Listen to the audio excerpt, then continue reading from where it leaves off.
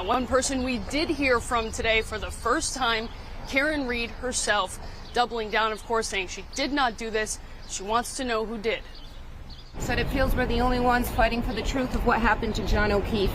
And me and my family and my attorneys and my team have marshaled every resource to get to the truth. It just feels like no one else wants it. Karen, just to be clear, you didn't do it. We know who did it, Steve. We know. And we know who spearheaded this cover-up. You all know. Yes, we do. And no, she didn't do it. No, she didn't do it. This is an innocent woman. She didn't do it. I tried to save his life. Yeah. I tried to save his life at 6 in the morning. I was covered in the only one trying to save his life. Why'd you admit to it? She didn't admit to it. She didn't admit to anything close to that. Nothing close to that. And you should know that. That was like 3 or 4 times she admitted to it. No, she didn't. That's not true. She asked a question. She asked a question, which is very different. She didn't admit to anything. Let's move on.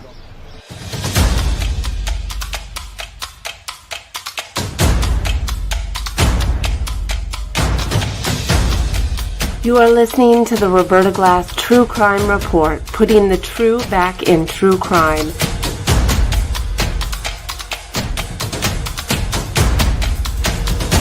From New York City, Roberta Glass is now on the record.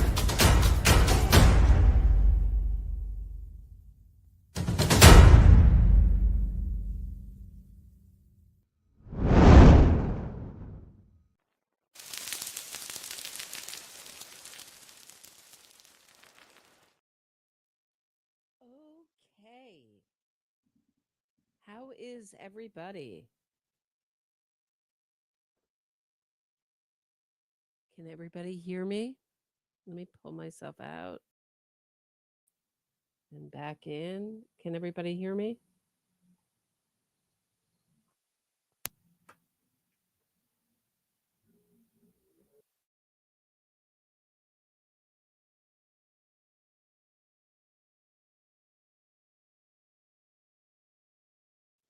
Okay, how are we doing? I cannot get any sound. Wow. Hold on one second. Let me see if everybody's saying, okay, okay, everybody can hear me. Okay. Everyone's like, I can hear you. I can hear you. All right. My little vocal thing wasn't flashing, and I was like, oh no, not again. I'm back home from Karen Reed country. It was my boyfriend's parents' 60th anniversary party. And boy, was it fun time. But I did get to talk to lots of people who were really bewildered by the support for Karen Reed. I talked to 0 Karen Reed supporters. So I don't know if this is a scientific sampling of Massachusetts, where I was very, very, very close to the scene of the crime, but they're all sort of bewildered how this has taken hold of their town. And we're shocked that this has become the phenomenon that it has. So it was pretty interesting.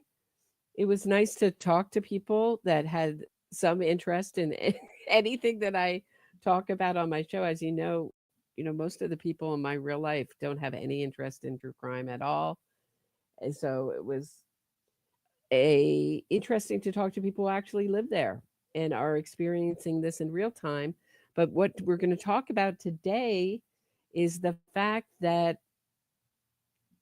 the rumor has it that perhaps Karen Reed is going to face more witness harassment charges, maybe Aiden Carney more witness harassment charges, more people on the free Karen Reed side, as this group chat has come out really implicating, again, Karen Reed as the one spearheading this witness intimidation campaign. Now, this was all out really in Aiden Carney's case. In those filings, I went through some of them. He was getting direction from Karen Reed and her lawyers many, many calls between David Unetti, not quite as many as Alan Jackson with Alan Jackson, but still calling Alan Jackson to Aidan Carney. This was a well-developed, well-thought-out plan to intimidate the town. And my feeling was the real first plan was to get it so that the state would back off and not go through with charging Karen Reed, not going through with the trial. I mean, they'd already charged her. Not going through with the trial is really what I'm talking about, which is David Unetti's specialty. Go to his website. I won't waste time with it today, but we can do it another day. I've already done it before on this channel, but he lists all of his cases that he's had in the past couple years. And they're all like dismissed, dismissed, dismissed, dismissed. Some of the worst things ever. You know, boy, does it not make looking, boy, does it not make, it doesn't, how do I say this? I don't want to do two negatives. It makes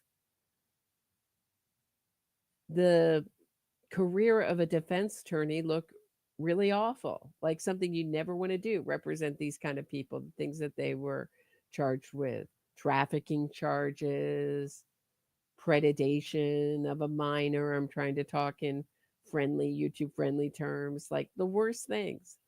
And there he is boasting about getting these guys off, like one after another. It's like, ugh, really disgusting. So, you know, I'm always very interested when people come out and say, oh, Karen Reed is going to get convicted.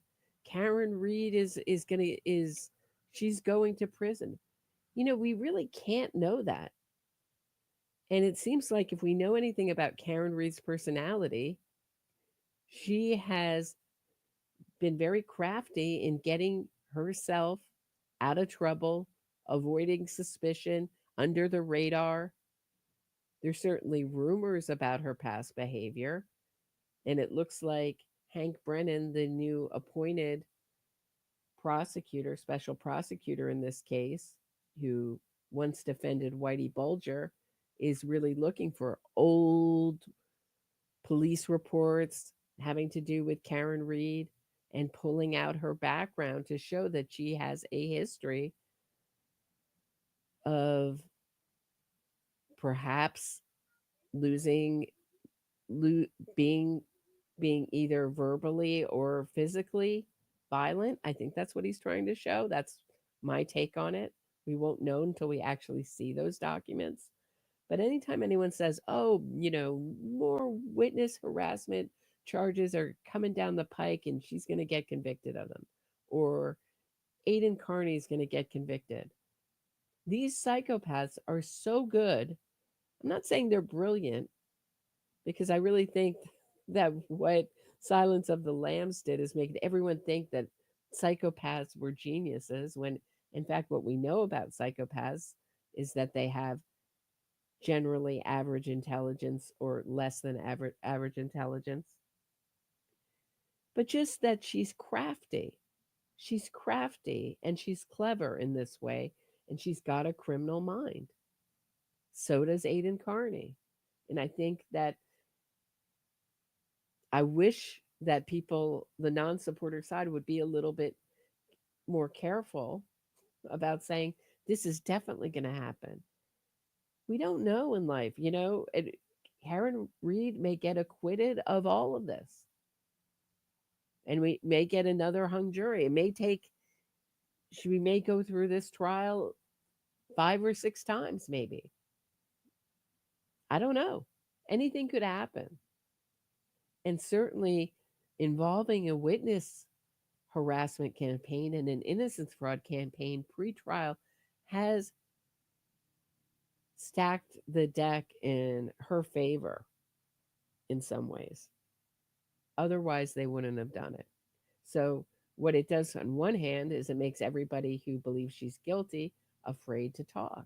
And that was the vibe this weekend at the 60th anniversary party. It was like, oh, you're doing Karen Reed. I think she's guilty. Yeah. Yeah, she's guilty. They were so shocked that I was on the guilty side because every other YouTuber practically is on the free Karen Reed, well-moneyed bandwagon. Hey, Thomas Anonymous, here's $2 to buy a clue. Thank you. Appreciate it. So, as we go through today, we're going to go through some of the Karen Reed's flying monkeys being outed, and we're going to start first with a couple, the O'Donnells. One was Dan O'Donnell, was known as the Taillight Whisperer, known as Very Nasty on Twitter. And he got outed. Hold on one second. Let me just get to my pictures. Here he is. Here's a picture of him. And his wife, Angela Chan O'Donnell. This is from Julie Carpenter's tweet. Remember when his wife was invited to sit next to Bill Reed in court? There she is. But little forgotten piece of history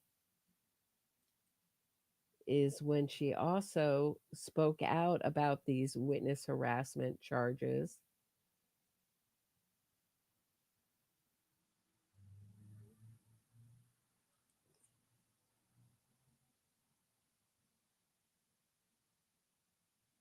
Hold on one second.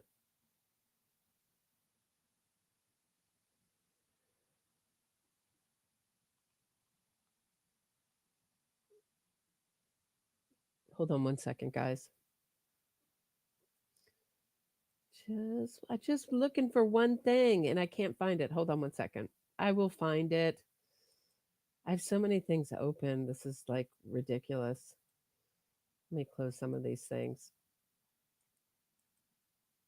If not, I'll take a break and I'll find it and I'll come back. I might have closed it by accident. The box I have open. Yeah, let me take a break and I'll come right back. Don't get mad at me for taking a break. This is important. I'll be right back, guys. Let me find this and so I can pull it up in a speedy way. Don't go anywhere. I'll be right back.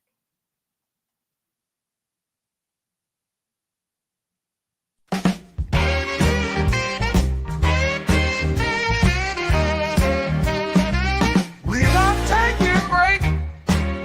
Grab a snack or maybe a glass of wine. Roberta will be back in no time. This podcast is listener supported, so smash that like button and subscribe or become a patron for exclusive content if you are so inclined. Have something to say? Shoot Roberta a super chat. She will do her best to read it all air without delay. Now Roberta's back and ready to put the true back in true crime.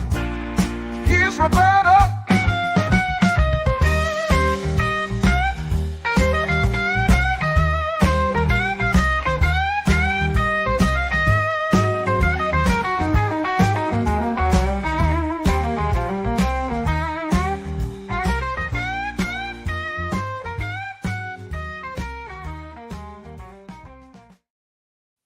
Thanks for being patient, guys. I did close the window that I was looking for.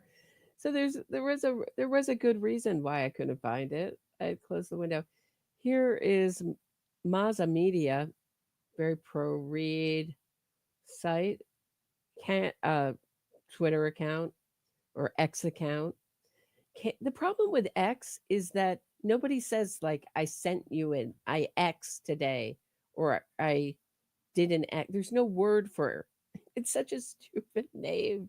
Can we just go back to calling it Twitter in a tweet? I X'd or think up of a word. Here's Canton resident. So this is his wife. This is Dan O'Donnell's wife, Angela Chan O'Donnell, when she stood up on behalf of the Canton 10, formerly Canton 9, tonight at the select board meeting. She called out the absurd witness intimidation charges and questions if she will be charged too for speaking near a witness. So let's take a listen, shall we?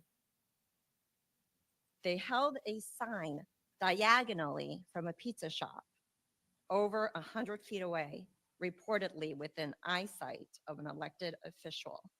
That's the term the police used on video when told they were violating the law. Within eyesight of Chris Albert. Right now, I'm within eyesight. Will I be arrested for objecting for witness intimidation when his eyes move? Is everyone he sees denied their First Amendment rights? They held a sign diagonally from a pizza shop over 100 feet away, reportedly within eyesight of an elected official. That's the term the police used on video when told they were violating the law. Within eyesight of Chris Albert. Okay, so you heard it twice. That's what you say, which is very much like she was on the cover of Boston Magazine. She writes grants.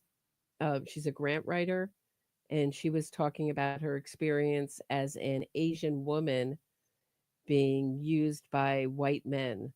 So, interesting. I guess in point of view, I haven't heard before. That's her. So they're being outed, but more than that is all these group text messages being outed, and we saw some of them before. I showed them. Sean McDonough had leaked them on X or Twitter, whatever you want to call it. And it looked more like a text message from Aiden, but what it was just portions. It was Aiden's allegedly messages on this group chat put together, making it look like it was one chat. So I was indicted for asking Jen McCabe, do you think you could outsmart Karen Reed? Guess who told me to ask her that?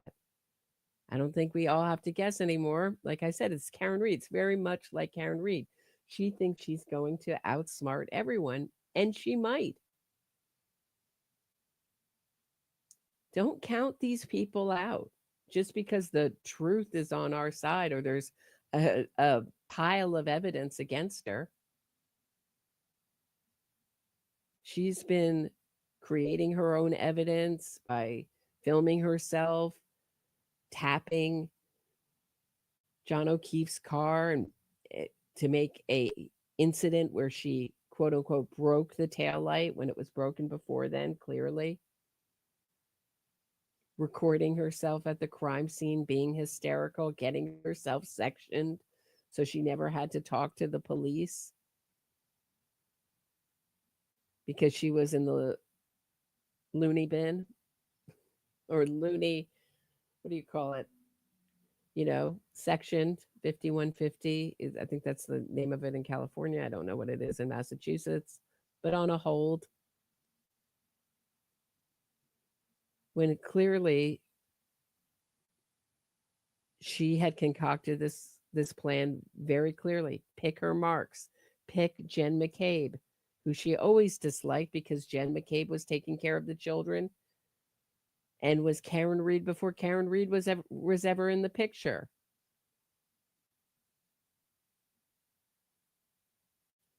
So get her, get Carrie Roberts on the scene and pretend to be hysterical and get herself sectioned so she doesn't have to pin herself down to one story.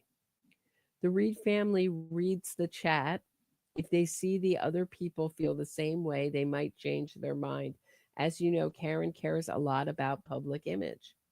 Right. So if you wonder why her father and her mother have joined this ridiculous in all the conspiracy theories, innocence fraud campaign, it's because they can't deal with the shame of having a daughter who killed her boyfriend in this way, of having a alleged killer in the family. I think she's guilty. I think she's a killer. Right now, she's just legally an alleged killer. They can't handle it. And I was thinking the other night that if William Reed writes a memoir, he should write it should be called My Factually Innocent Daughter and I, or Me and My Factually Innocent Daughter. It'd be so funny. I went to jail for Karen Reed and took the charges. This is Aiden talking, and protected her and went to effing jail for her. So a little bit angry there, but Karen Reed also looks like she was behind the rolling rally and asked Aiden to run Jen McCabe's plates to get her address, which is not legal. All these things were dealt with extensively, or Kevin from Yellow Cottage Tales went through it extensively last night. We're going to look at that. Let's take a look at it. You got some interesting documents to go over. Let's not call it's a document. So we got an interesting thing to go over tonight, and I believe this indicates something we've been hearing for a while, but it's very likely that Karen will face new charges for conspiracy. This seems to be pretty close to smoking gun evidence. It's enough to at least get the charges, maybe not to get the indictments at least. So let's see what we got. So while I pull this up, my understanding is that the taillight whisperer. But we also know that a grand jury wouldn't indict her on witness intimidation charges. And that was also very strong evidence that's in Aiden's. I assume I don't know what the grand jury was shown. But if it's the stuff that's in Aiden's legal documents, it's very strong. So you don't know. We just don't know. I mean, I just noticed that this side seems to celebrate way before they should, and also gives Karen Reed and Aiden Carney a lot of time to prepare, to hide evidence, get rid of evidence, lets them know what's coming. And when I think it would be much smarter of them to play their cards close to their vest. We'll get into your comments in a little bit, but let's watch a little bit. This is about a 2-hour show with Kevin. We're not going to go through all of it. Has been revealed, their real identity. I'm not going to do that. Okay. It's one of the nastier people on Twitter. And I guess this guy also is the same guy that was responsible for the Super Proctor account, which I haven't seen for a while because it's one of the rare ones that I blocked. And look, not everybody on the other side is nasty, you know. So we have in here, Nunya comes in all the time. So if you're wondering what my issue with Kevin is, I criticized Kevin for having a killer on his show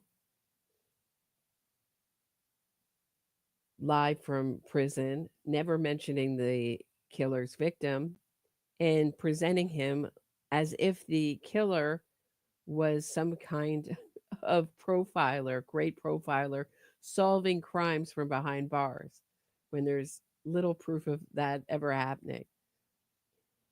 And I thought it was the kind of media that I do criticize on this channel, True Crime Media. And Kevin responded by calling me a see you next Tuesday. There I have the screenshots of him referring to me as the glarer. And instead of saying, sorry, you know, we have a difference in opinion about true crime. And now he's purposely saying that I lead a double life as Innocence Fraud Watch, that I wouldn't want to write a blog in my own right? It's not really logical to claim, but he knows it's untrue. And so that people like the taillight whisperer are sharing stuff. I don't know if you can see it. Hold on, let me pull this out so you can see it. Sharing stuff like, according to Plevin, that account is Roberta Glass. So it's gone on all over the internet that I'm some kind of nefarious character that has a million different personas when I only tweet. I only have one Twitter account. If I have anything to say, I say it as myself, and that's it. So I talk about, I don't know why he doesn't want to out the taillight whisperer. Is he trying to say he's a nice guy? Or what? I don't understand why he's protecting him. What the point of it is. And he's a free Karen Reed person, but a nice gentleman, and I have a bet with him. Kevin's also said that he doesn't think that, we just disagree on lots of things, which would be fine. But Kevin seems to really dislike anyone who disagrees with him and takes it as a personal challenge or disagrees with some of his guests. He takes it as a personal affront to himself. Anyone's free to criticize anyone I've had on or talk about any of my opinions. So it seems like he has a very cult like us versus them mentality when it comes to himself and his opinions in his channel. That depending on how this comes out, one of us is going to buy lunch. And I don't know him outside of the coverage of this case, but he's always been a respectful gentleman, and he seems like a good human being. But there are other people on this case that just, like obviously Jason Broyles, the Haley Walbright character. But the taillight whisperer is one of the more vile and irrational ones. And it turns out this is not some young person. It's someone that should know better. So, but I guess that's the whole reason for creating a pseudonym, right? So you can be as nasty as you want and no one knows who you are. But eventually, a lot of times that stuff comes out. So anyways, again, I'm not going to. Right. So do you see my issue with him claiming that I would keep a pseudonym keep a blog, a Rumble account, all to criticize him? I criticize him openly in my own name. I have no trouble doing it. And I'm still waiting for that apology, Kevin. But it's helpful to him to keep putting this out there because he wants to be the only voice out there. I'm not going to reveal anybody. But all right, so let's go to the document. This wasn't expecting to get this today, and I want to try to. All right, before I bring this up too, people that are very strongly free Karen Reed and have invested a lot of time and emotional energy into this. There's a process that they have to go through once they realize that they've been used and that they've wasted all their time. Right. I think that Kevin's read up on cults. So it's like, if people are talking about Sean from the Gulf or going through the Motions channel and the fact that he's speaking out against Aiden, he's been on Kate's channel and another channel today that speaks from the position of a non-supporter of Karen Reed, but he's still saying Karen Reed is 1,000% innocent. I would liken it to someone who, say, left Scientology, but still wants to practice Scientology independently because you don't want to think that all your money and your time, but there's also, in this case, there's the added element in that there's not a lot of money, support, etc. You're not going to grow your channel much from taking it from the Karen Reed is guilty side, right? At least not, not where not for me at this stage in my YouTube channel. Where the money is and where the clicks are, and this is why Aiden Carney is so upset with M. William Phelps and his 34 Fairview podcast for taking the Karen Reed is guilty side very mildly, I'd add, because he says no one wants to hear that. Everyone wants to hear the fantastical conspiracy theory because it's a fantastical story. And it also cements what our media is constantly putting out, is that our cops are so corrupt, our justice system can't be trusted. It's the real innocence fraud narrative that's been pushed for decades and decades in our country. So looks like Kevin's read up on cults and is saying he's still having a hard time leaving the cult. And he may be talking about more than just Sean, that they have a hard time leaving the cult. And we'll examine what really is a cult in a minute. What are the characteristics of a cult? And examine if Free Karen Reed can be considered a cult. There's certainly a lot of brainwashing going on, and it would be hard to logically go from step A to step C as to how this crime happened using the evidence. We're just supposed to look at small anomalies or strange things like the Sally Port video was mirrored and say, oh, see, they're hiding something. The Sally Port video was mirrored. Conspiracy, corruption. And the police did no favors to the non-supporter side of this argument when they came out and talked about Proctor going through discipline. Now the rumor is this Trooper Proctor been fired, saying that they're dealing with corruption in their department. What corruption? How are inappropriate tweets corruption?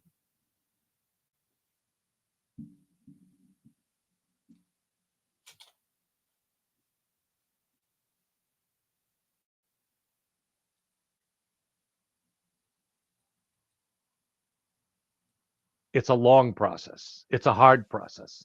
It's different length for everybody. Depends on how much they've invested in it, how deep their need is. Because a lot of people got on board in this for kind of personal reasons of their own, So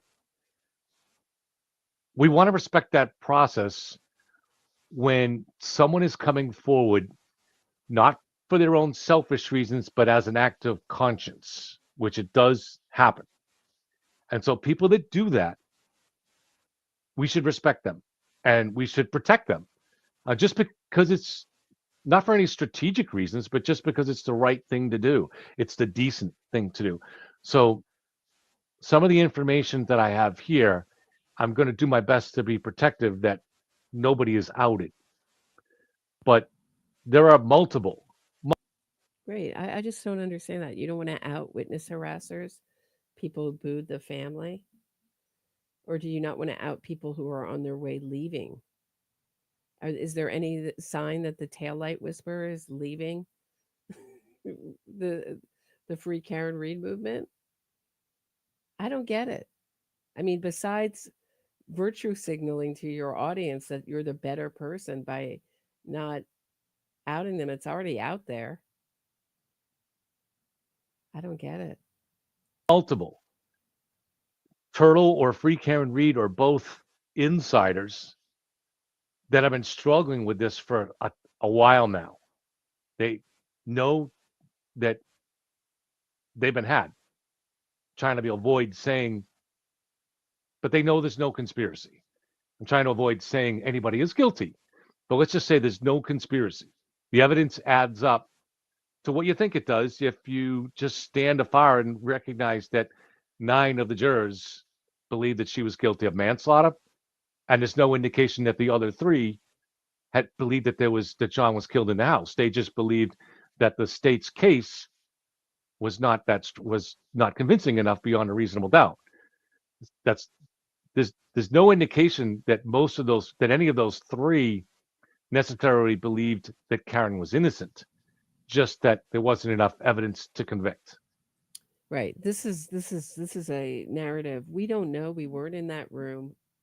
We don't know what happened. And if anybody's seen 12 Angry Men, if you've been a juror and you know how jurors come to a unanimous decision, it's a lot of back and forth and a lot of changing of minds.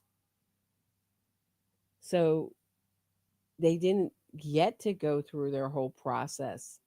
So when even our side says, well, 9 people were convinced it was manslaughter, we don't know that 9 people were going to stay with that. They never got to really go through their whole deliberations. No charges were ultimately agreed on. So I know that this side feels like it's some own to be like, oh, well, 9 people thought she was guilty of something, manslaughter. What I've heard is that a couple of 2 turtle riders got on the jury. Could that be not true? Yes. Could it be true? Yes. I don't know. That's what I've heard. Certainly seems like it when the judge gets a note back saying, look, we can't go any further with our deliberations. We're getting into people's beliefs. So you can have a belief about anything. It doesn't have to be based on any kind of evidence. I hope you guys are ready for a long one. This might be a long one tonight. We got a lot of stuff to go through. So I think it makes this side feel like, well, see, it was proven because 9 people, but it's just as unreliable as the Karen Reed side saying, well, they all agreed that she wasn't guilty of the most serious charges. See?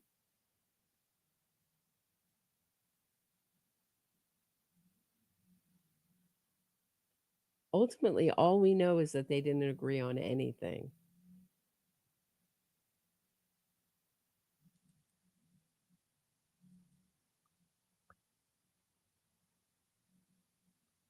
All right, so let's get this lined up here. So we want to be careful. We want to always.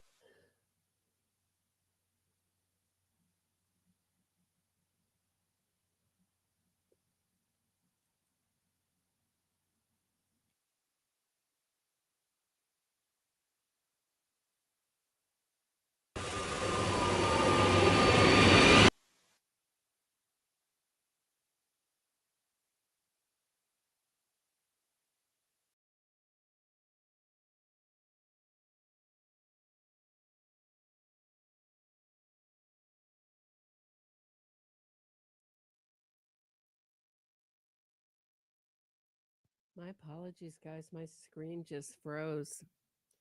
So I apologize. We'll try it one more time and we'll try to pick up where we were before. How about that? That was very annoying.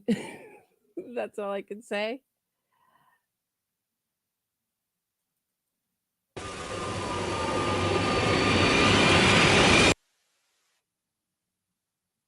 In fact, so, and it's not always, and sometimes I've said, I've implied that it's a lack of intelligence or something like that, but it's not really often that either. So, for instance, I learned of somebody recently that is a doctor who is considered a genius, one of the real top of her class kind of doctors. And she's 35 years old. She's in her mid 30s. And she believes that Karen is innocent. But her reason is that everybody knows that cops are corrupt. That's her reason. Right. Imagine her having that opinion after a zillion reports on our media.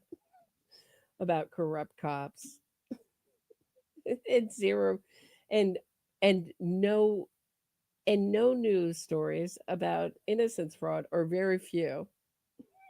If there have been any stories on this massive multi-billion-dollar movement that's sweeping our country, I might have missed it. I mean, the closest thing you'll get is a documentary called A Murder in the Park, or Martin Pribe's book Crooked City on the same thing, about that, or small stories about, or Actual Justice Warrior, friend of this channel, has done some great things about innocence fraud campaigns and corruption in the wrongful conviction movement and frauds that they perpetuated. I've done some on this channel as well, but compared to the amount of stories about corrupt cops, and it was so popular that at one, a couple years back, they were talking about defunding the police, seriously. And instead of having police officers, having people who would talk it through, like be peacemakers, citizen peacemakers.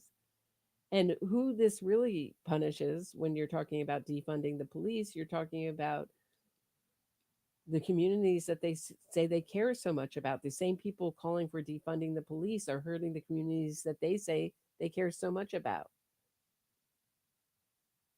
Poor communities, minority communities, they're the ones that suffer, not the rich elitists living, in gated communities. And she doesn't believe, well, this is it. It's not like she's coming out and saying, this evidence is a little fishy. I'm not so sure. I don't trust the state. Maybe, and obviously she's a doctor, so she doesn't have time to do the kind of deep dive into this that, say, I have, right? But a doctor should also know better than to form such powerful conclusions based on a preconception that cops are corrupt. So from that, you're going to decide that Karen Read is innocent, and that these other people that are accused, that they're automatically guilty. But wouldn't this be a great time? I mean, Kevin's first video was all about Karen Read's innocence. Wouldn't this be a great time to for Kevin to talk about how he was fooled, and how he talked up Turtle Boy and said how funny he was, and how much he laughed and enjoyed Turtle Boy's journalism, he called it. I mean, wouldn't this be a great time for him to talk about how he discovered that this was an innocence fraud campaign? Why is he putting it on the doctor? I mean, he went out and made a full video on his channel, and it's still up. He's never deleted it.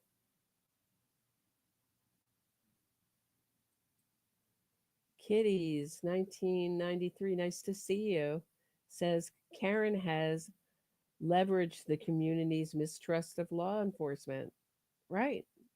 No, they always attach themselves. Good point, kitties. They always attach themselves to, not always, but usually to a political movement. So this one is the blue wall of silence, police corruption. But if you look at other cases like the Central Park Five, they'll say that they were convicted because of racism, never mind that two mixed juries convicted them, and that ultimately the one person who took credit with no critical questions asked for all of it, even though the jogger's own doctors saw handprints of other people on her body, and no one who took care of Trisha Miley, the Central Park jogger, thought that that crime was done by one person, and never mind that there's all these confessions, all consistent. not just 4 or 5. Many people took plea deals, people on the periphery who weren't charged, all consistent that they were out to rob joggers and to go, quote unquote, wilding, their own words. So pretty interesting that that's a case that will never die and that it becomes an American myth.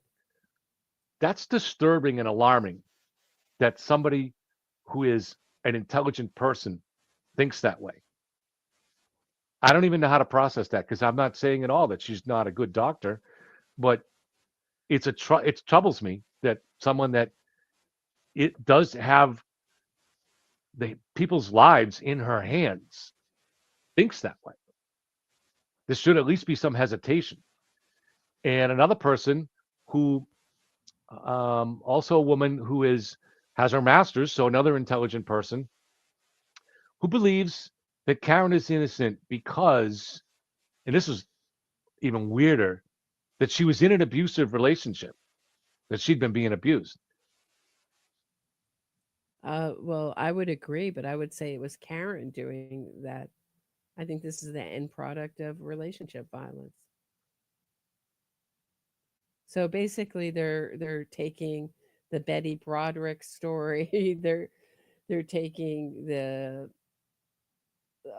Sarah Boone story. They're taking that and putting it on Karen Reed.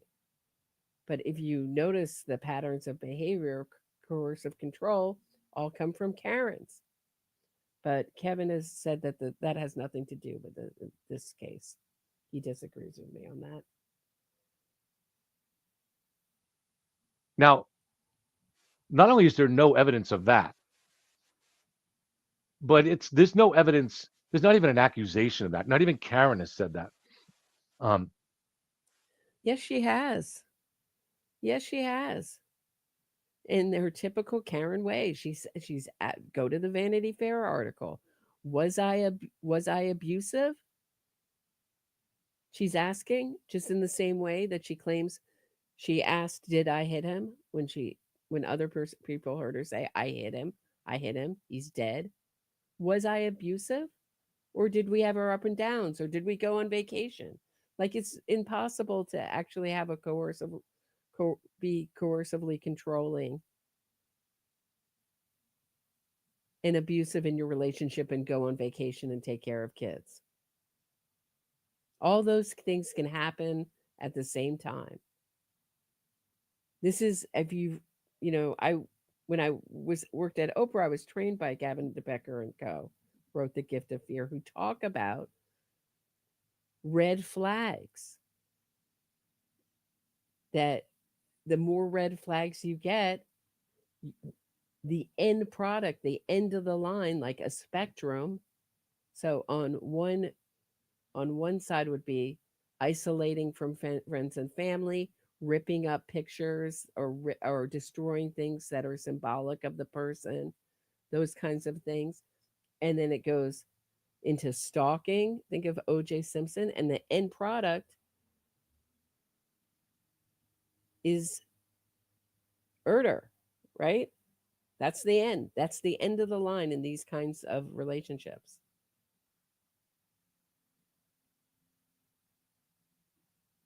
And if you look at Karen Reed, she wanted to create divisions between John O'Keefe. What do you think Aruba was about? And between his friends and ultimately his family. And when he finally said, I had enough and walked away, she was like, no one walks away from me. It's the ultimate expression of power. And that is what this story is about power and control. And that's what Karen Reed is about. That is what Aidan Carney is about. Power and control. You know how much power it is to get your audience to believe a total fiction? Something you thought up, you know how powerful Karen Reed must feel, having a whole group of people believe something she just thought up in her head. No other girlfriend of John has said that. He wasn't that kind of guy. Nobody thinks that. And then I guess she went on to say, well, when Right. Nobody's saying John did it, but there's been other episodes where you said that it has nothing to do with this case on Karen's part. No one's claiming John was like this. when told that, she said, but there's different types of abuse. There's emotional abuse. But why is she assuming that Karen was in an abusive relationship? Is she, because in fact, it's kind of weird that she would assume that too, because that means she thinks Karen did it on purpose, but yet she still thinks Karen is innocent. I mean, if you thought Karen was in an abusive relationship and she was going to get out of it, kill her boyfriend, but then she's still guilty of murder. So my point is that people, even intelligent brain. Did you notice that this new odd theory that's going around, or feeling or belief that's going around America like a virus, that if you claim, even with zero or little evidence or very sus evidence, thinking of the Menendez brothers here, that you were abused, that justifies killing, taking a life. Like that's a free pass. Get out. That's your get out of jail free card. And you notice that even in the worst cases of this kind of abuse, that women who really were abused can do long prison sentences, because they're adults and they can be expected to, it can be a mitigating factor. It can limit their sentence, but it doesn't get you out of prison free. But this is a new theory. Like, oh, and I love how he's like, well, she didn't mean to do it. This is something I've heard Kevin talk about again. What do you think she meant to do when she has her foot 75% on the gas, going 24 miles an hour in reverse? We know this from her car data, with her infotainment system beeping at her louder and louder and louder and louder. What would be akin to someone yelling, danger, danger, louder, louder, louder, the closer she got to John O'Keefe. Never once touched the brake. And then immediately knew to her father that she hit something. What did she think that something was?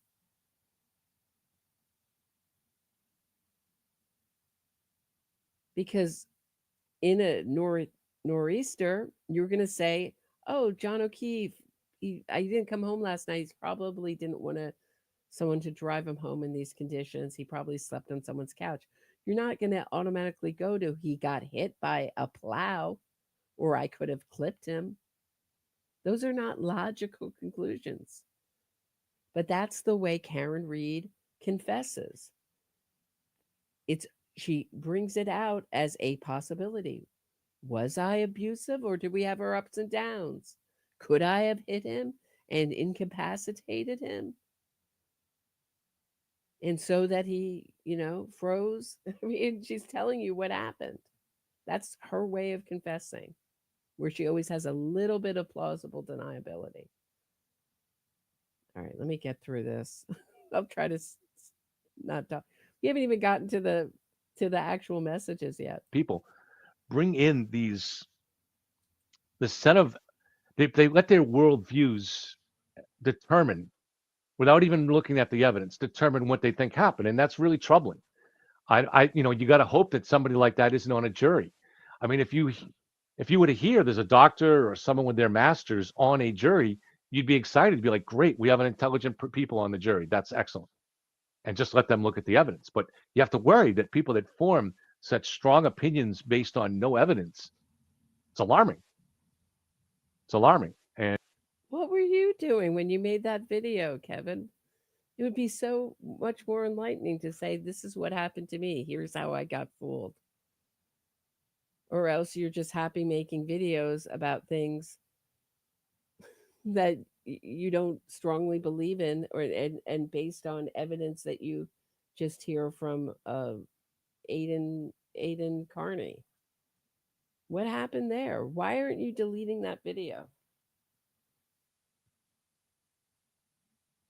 Or why won't you talk about your time as a Karen Reed supporter? And I don't know to what degree those are exceptions to the rule, but there seems to be a lot of people out there like that. And this is, sometimes intelligent people are even more vulnerable to that kind of thinking because they may want to see patterns that aren't actually there. Think of the movie. Well, I mean, I don't know what he's talking. I think he's talking about he's read up on cults and he knows that statistically people who join cults have higher IQs than the average population. I think that's what he's talking about there. Movie, A Conspiracy Theory, which is a great movie.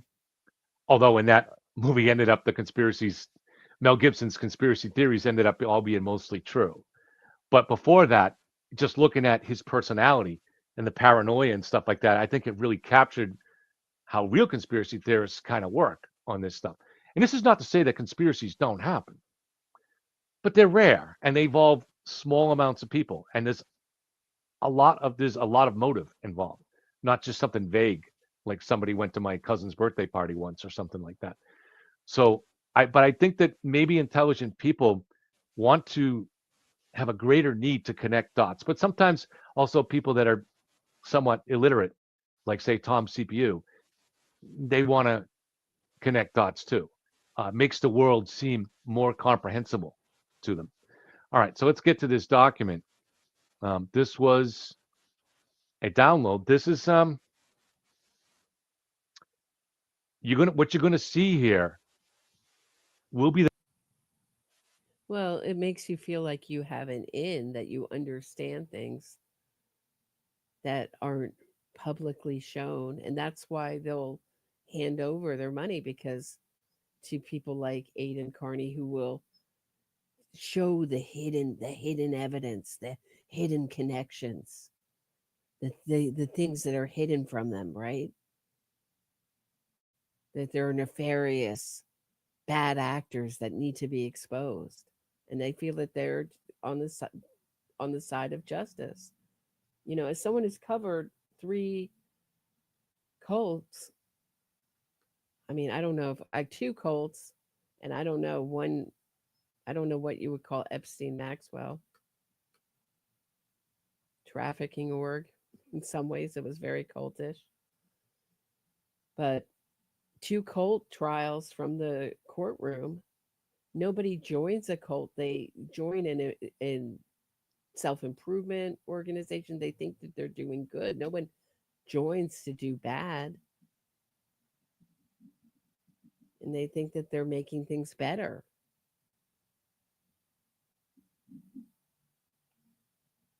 And I believe that the Free Karen Reed people, the people that have been duped, the good people that have been duped in this, believe that they're exposing corruption. I really do believe that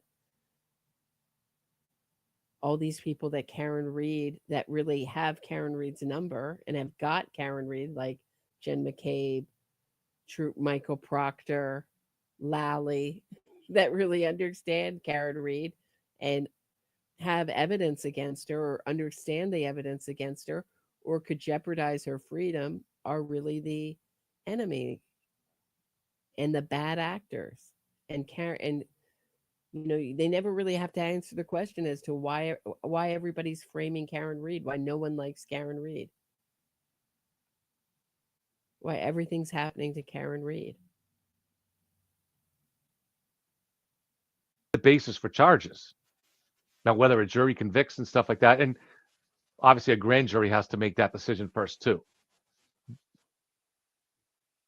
And it's a hearsay aspect of it, but the hearsay comes from Turtle Boy, who is the person who is already indicted. So I think there's a pretty good chance that you will see that eventually. All right. So this is downloaded from the Free Karen Reed Facebook group. This is a meeting of the admins. So this is a meeting of the admins. And think we can kind of scroll to where so you'll see Turtle Boy in here. That's Clarence Woods Emerson. He comes across. Well, I'll read you some of it, but wow, does he come? So I made the thumbnail. I made a baby turtle in a crib. You can't look at him the same way. If you've got this guy on some kind of a platform, as an idol, you're going to see he's a petulant, selfish child. You're going to see it in his own words. I don't know how anybody puts this guy up and worships this guy and but you'll see also in this why people are afraid of him. But, so Nick Rocco's in here, Jenna Rocco. Jenna Rocco actually comes across, especially next to Turtle Boy, as the adult in the room. She really does. Let me get up to, so these are, all right, so these are dates. So the first date was April 23rd. So we're approaching May 3rd. And I had a little bit of this, I can confirm. So May 3rd, I went to Dedham for the Court TV shoot. And I met Nick Rocco a couple of the nights there. And like I've said, people get upset with me. I like Nick Rocco, and I liked him on those nights. I went. Right. They can be very likable. I'm sure. I'm sure. He's like, I like Nick Rocco. So Nick Rocco is someone who won $1 million scratch off lottery, and he bought houses, and he invested in buying houses. He already owned one house. He bought 2 houses, and he claims he lives off the $20,000 from those houses. I guess renting them or whatever. I don't know. Somehow. So, enterprising. And then he found the Karen Reed grift, and the Roccos really became the public face on Court TV of the Karen Reed side, because Karen Reed couldn't publicly, after the witness harassment charges, use Turtle Boy or didn't want to use Turtle Boy as the public face. But they were happy to, pat his butt and thank him for, all his good work that he did, putting out their ridiculous theories that Karen Reed thought of in her head. So it went from, Karen Reed in the beginning to an intermediary who refuses to talk. Talked about her last time. To Turtle Boy, and then it just became all talking on an encrypted app, and then it just became Karen Reed leaking stuff to Turtle Boy, and then David Yannetti would reference his own leaks as it's been reported, meaning they leaked it to Turtle Boy. Turtle Boy wrote about it, and that's how it's been reported. So they're basically referencing legally as something that they thought that Karen Reed thought up from her imagination. This is why you cannot do that as a lawyer. And Yannetti is so powerful. If there's any corruption, it's in this kind of stuff with Karen Reed's legal team. And I believe Yannetti should be reported to the bar. So powerful. I think he's been manipulating the legal system and going beyond the confines of his profession, the rules of his profession, for a long time. Up and introduced myself to him, and I think Nick and his wife Jenna, they're just sincere believers in the cause here, in Karen's innocence. So, but Nick did talk to me about some of what was, because this was going on right at that time. Or they're people that found another way to make an easy buck, just like the scratch off lottery. Supporting an accused cop killer has paid off big time for them financially, and given him also some kind of status and something and an identity. time because Turtle Boy was outraged that Nick Rocco was on TV, on court TV, instead of him. And did I say that right? Turtle Boy was outraged that Nick Rocco was on TV. Forget if I said that right. And he was outraged because Karen was having Nick in court instead of him. And he reacted with what can only be described as a childish temper tantrum that really revealed. But I mean, 4 days after this, he was in court and he was reporting from court and he got his press pass. And we never really did see the big showdown between Nick Rocco and Aiden Carney that was promised. So he may have been a little teeved that he couldn't sit with the Reed family, but he ended up sitting with the press, which was much more prestigious. And he got to intimidate the O'Keefe family, just sitting right behind them, which I'm sure was useful to Karen Reed. His character. I mean, Karen Reed seems to love to continually re-victimize the O'Keefe family any chance she gets. I mean, you guys remember this quote from the Vanity Fair article? Wait, hold on. Let me see if I can pull it up. The O'Keefes never carried a pitchfork for me until I started getting support. You didn't speak to any media. Now you're giving interviews. Not enough interviews they're not giving. The O'Keefe family needs to give interviews as a family. Because this isn't just about, oh, we have the evidence and we're going to prove it in court. This has moved to something much bigger, a really powerful innocence fraud campaign, and she may get away with it. You really just can't stand my rising from the ashes. You think that's what they can't stand, Karen Reed? Or do you think they can't stand that you took the life in a brutal fashion of their beloved family member, or their son and their brother? I say the latter, but call me crazy. The only thing that changed is I started to come from a position of power.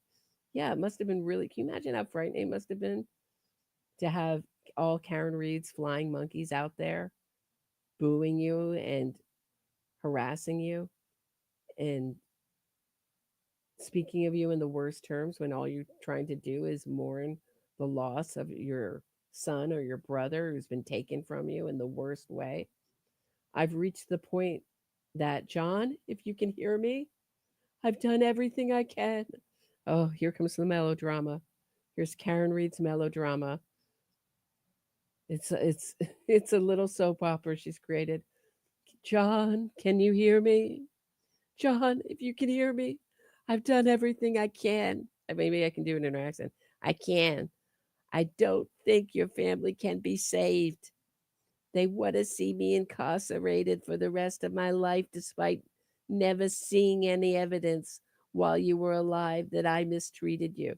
See, it's not that she mistreated him, that she didn't mistreat him, or she treated him well. It's that she hid it from their family, and the family never saw any evidence that she, even of Karen mistreating John. It's all over her language. If you just open up your ears, she's telling you constantly that she mistreated John and she was abusive, especially in this Vanity Fair article. She's very candid about it. We were dating for 2 years, and I've since eclipsed those 2 years. I'm now going on 3. I've got to save myself now. Yeah, it is about saving her skin from her crime and saving her freedom. But she's like, look, we were only together for 2 years, but I've been famous and a cause celeb killer for 3 years.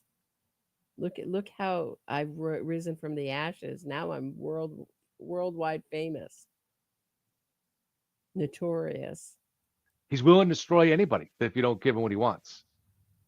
So, and these initial posts here. So this starts early. So May 3rd, why are posts supporting me being declined?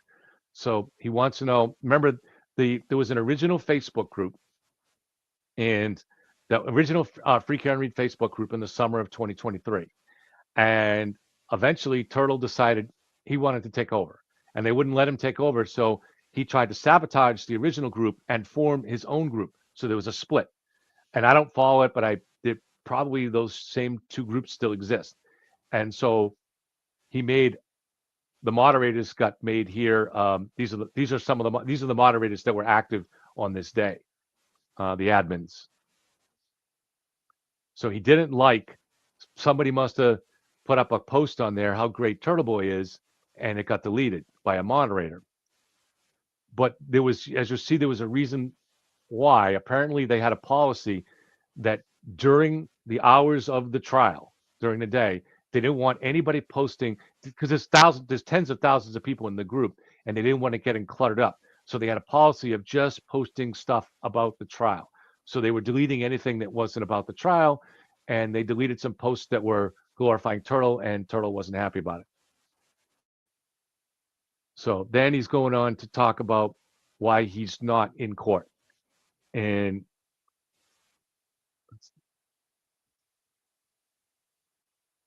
let's see. So, yeah. So Liz Eric explained, I didn't decline these, but I'm not sure if you saw the structure for the trial.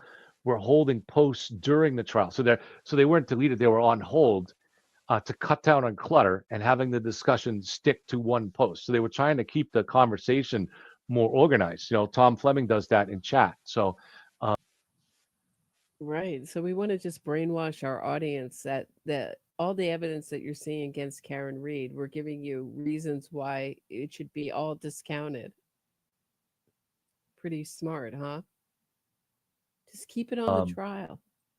That's all they were doing. They weren't trying to delete positive posts about Turtle. But that was just the beginning of it. What he was really upset about was, and it looks in this like there are posts missing, so I'm not sure if there's another level of conversation going on, but so he's saying it's up to the Reed family,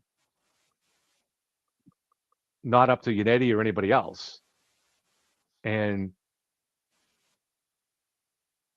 then Jenna Rocco said it's up to them. They asked if we could do something about this. So Turtle Boy said something about what? And then he says the person who got the invite. So you can see what was going on here. Turtle was outraged that Jenna and Nick got invited into court. And Turtle will destroy you for that. You could be his brother. You piss him off just one little slight that he thinks he's entitled to. He's got a file of dirt on you, and he's ready. The way he always puts it, I'll blog about you tomorrow. When has he blogged about the Rocos? I think did he blog about them? I can't remember. I know it was a little, but there's more evidence like this. Here, con artists, this is from Innocence Road Watch, Aiden and Richie Keogh, aka Microdots, who's on Karen Read, allegedly on Karen Read's defense payroll, harassed Jennifer and Matthew McCade at their daughter's sporting event. So listen here, Aiden Kearney also posted the following to Facebook, being one of his aliases, Clarence Wood Emerson, Brian Lucky Lawfren, plowed Fairview Road multiple times. So if you're wondering why Lucky Lawfren all of a sudden had all these new memories as to what he was doing, that perfectly lined up with the defense's narrative. Here, John O'Keefe's body, alleges John O'Keefe's body lay outside of Brian Albert's home. He never reported anything and has never been questioned by police. He initially told many people before suddenly refusing to cooperate. His silence makes him just as complicit as the rest of the cop killers, as is a direct attack to Karen Read's freedom. So, I mean, they were going to Jennifer McCabe's kids' lacrosse game. They did this rolling rally.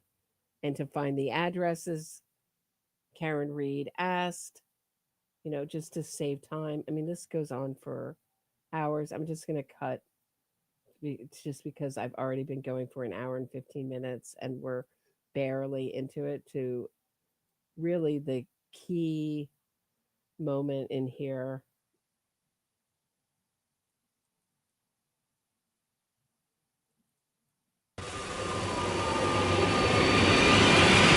So he says, ultimately, Karen is thinking about Karen, but I was thinking about her. And I never told anyone who told me to run to Jen McCabe's. It says played, but she's obviously talking about the lacrosse game that her kids are in.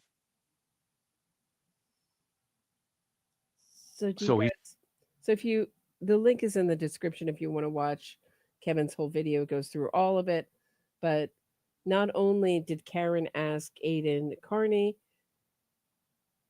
to ask Jen McCabe if she thinks she can outsmart Karen Reed, and which to me shows us that Karen Reed thinks she will outsmart all of us, and she may. She may get away with all of this. She may get acquitted. And then if she gets acquitted, this is how this innocence fraud grift works. Expect a civil suit for wrongful arrest, wrongful accusation, wrongful this, wrongful detention, etc. And they can get millions for those civil lawsuits where the bar of evidence is much lower. That's how innocence fraud works. Doesn't matter how you either get your case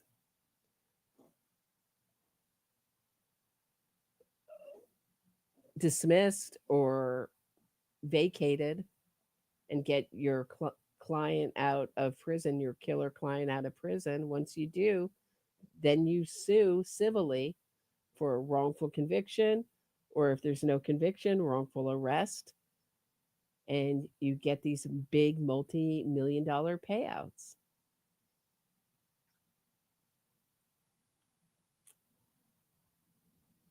It is the biggest fraud that nobody is talking about because nobody wants to go up against lawyers.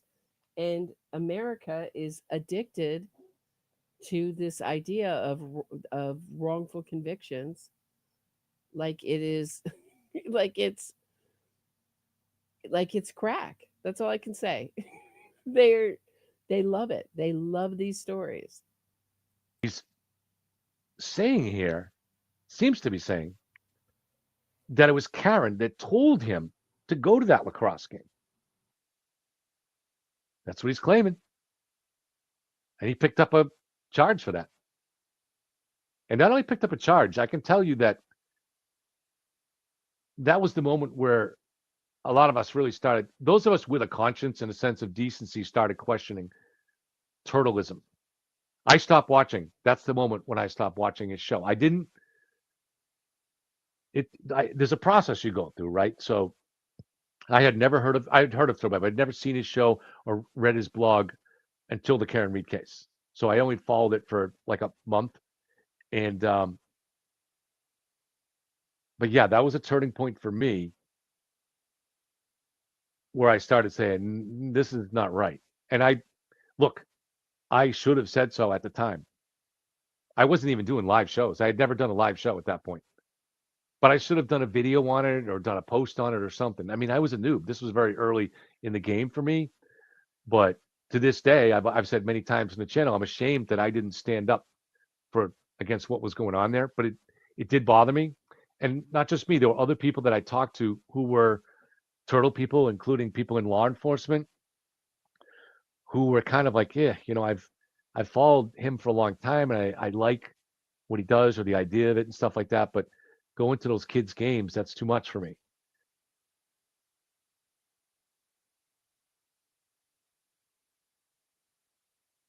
Was it too much for you? Because the proof is that it wasn't too much for you because you actually went on Turtle Boy's show. Right after that, let's take a look at that, shall we?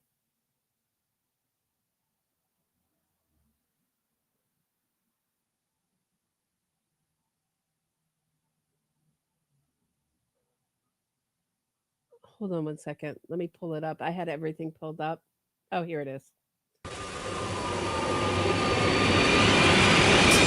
Fair. You know, I get it. You can't just take the trust you as a fact. I get that. I can explain what I meant by that later. They just want to join a cult. I like Turtle Boy's show. I think Turtle Boy has an important role in things, but he's not Jim Jones, not for me. Okay. So we're going to bring on, let's see, Kevin now. Kevin, are you there? Yeah, I'm here. Can you hear me? Do I have to click? Do I have to click on this? If you don't, I mean, if you're not appropriate. I'm here. Yeah, I'm here, brother. I'm here. Oh yeah, no, I'm saying if you don't want to show your if you don't want to show your face, you don't have to. Oh, I'm sorry. Do I have to? What do I have to click on here? Oh, you have to click. Oh, you never used StreamYard? I did it for the first time today, but I used it. I started the cast. So what do I have to click here? So you have. It should say stop screen. Are you on a computer? Yeah. Okay. So along the bottom, there's buttons that say mute, stop cam, settings, stop screen. So you probably have stop cam on right now, right? So click that. There we go. Okay. And go to settings. And then hit camera. And pick your camera. You got to switch on cam. So I'm going to watch. This is me when I turn my camera off. I turn my camera off. Yeah. And then so on the bottom it says start cam, and I hit start cam. I see it. I'm on the wrong camera. Okay, there we go. Okay. All right. Thank you for joining us. Thank you for joining us, Kat. Appreciate that. No, I'm glad to be here, man. I would have been here anyways. Just I would have been watching from the other side. So I always watch the show. So I have watched your show a number of times. I do like it. I think you have an interesting way of talking to people. It's soothing. And, I think it's fair and straightforward. I enjoyed your first video that I saw about the is Turtle Boy a hero or whatever, a fraud, the villain, whatever it was. And I thought it was really fair the way you did it. So you are from my neck of the woods, correct? You're a Worcester guy? I actually grew up in Lawrence, Mass, but I went to Clark University in Worcester, and then I spent about 25 years in there. I was a bartender at the Blarney Stone, and I eventually owned Wait a minute. A bartender at the Blarney? Have we met? I'm sure it's somewhere along the way. I used to live at the Blarney Stone and play that Buck Hunter. What years? The summer of 2009. I was there every day, every day. At that point I was the owner of Leitrim's, so I would have been at Leitrim's pub. And I graduated from Leitrim's and I went to the Blarney. I got sick of the Leitrim soundtrack after a while, and Garth Brooks in the same, and pour some sugar on me. Places. Oh Jesus Christ! And then the stickiness, it was disgusting in there. But anyway, because it was busy. It was busy, yeah. But anyway, welcome aboard. So I like I said, I've watched some of your shows, and I do like it. But I did read your Reddit post. And I think there was an accompanying video. I was planning on watching it on my way home from camp today, but I ended up watching your interview with Sean in the Gulf, which was much more interesting. I thought that was fascinating. I mean, Sean in the Gulf is great, right? I mean, that guy's sharp when it comes to police stuff. There was breaking news that he broke to me. You're probably already aware of this, but I wanted to make sure you were. He mentioned in the interview how at 5 a.m., Kerry Roberts called the Canton police looking for John. I heard that. And I think there's so many reports. So Kerry Roberts called the police. That must have been after. So that must have been after she was contacted by Karen, I'm guessing. Right. And so I do understand that. I understand. To me, that's not as shady as people think it is, because if I find out somebody's missing, right? I don't know, they hadn't found the body at that point. Wouldn't one of the first things you do to be call local area hospitals to see maybe he left and got something happened, got hit by a car, they brought him there? I mean, I don't think that's that shady. But the interesting thing to me is I'd really love to see a transcript of that call, because what did she say? If she said, so for instance, if she's trying to get them to go looking for John, did she say, A, he's a Boston cop, because otherwise they're probably not going to go looking, and B, he was dropped off at 34 Fairview. So did they dispatch a car? And if they did, wouldn't it have seen John on the lawn? Right. So So that's we're gonna obviously look more into that when I have time. Unfortunately, Yeah. I was in Canton all day, and we're gonna get to. Did you Yeah. happen to watch any of the roll? You guys were streaming during the rolling rally, I believe. We didn't know. You know what? That was the only time he could do it. And actually, my friend Oh, Tom Fleming, another work guy, said, "Hey, you're doing it during the rally." I said, "Oh, I'll just have to watch the replay then." Yeah. So, all right. So I do want to talk about your post because I'm not like bringing on the bus balls. I just like to have conversations like this. So this interview happened June 5th, 2023. And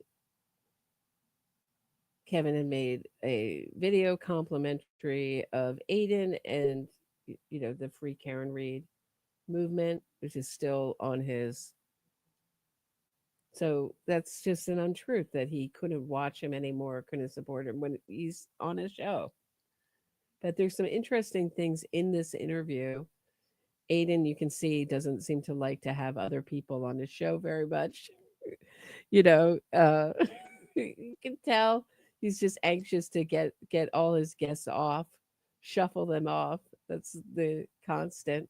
That and his yelling in his microphone. It's like every time I'm putting these together, it's just like losing my hearing with his shouting into his microphone. That's okay. And just to clarify things, because some of these things do have answers that you've talked about. So I want to start from the top here. You said that. So all right. So let's address my first critique of it. My first critique was this idea. I kind of accuse you of doing the what I call both sidesism, and I get the need and the urge to be like, oh well, I don't want to seem biased. Like I admit I'm completely biased towards the defense, right? I'm fully on board. I cannot possibly imagine a way. If Karen Reed confessed tomorrow, I still wouldn't believe it. Okay. The only way I'd believe it is a video like that. That's it. So do you get where I'm coming from with? What do you mean she confessed tomorrow? She confessed like a zillion times. I hit him. John's dead. I hit him. Did I hit him? Could I have hit him? Is he dead? Could I have clipped him? Could I have incapacitated him? She's already confessed a zillion times. Writing her father. She said she wrote her father a text message. John's dead. Told Carrie Roberts John's dead. I mean, come on. But there's also, let me just pull this out for a second. The interesting thing about this rolling rally is that Gretchen Voss was there, little forgotten part of history.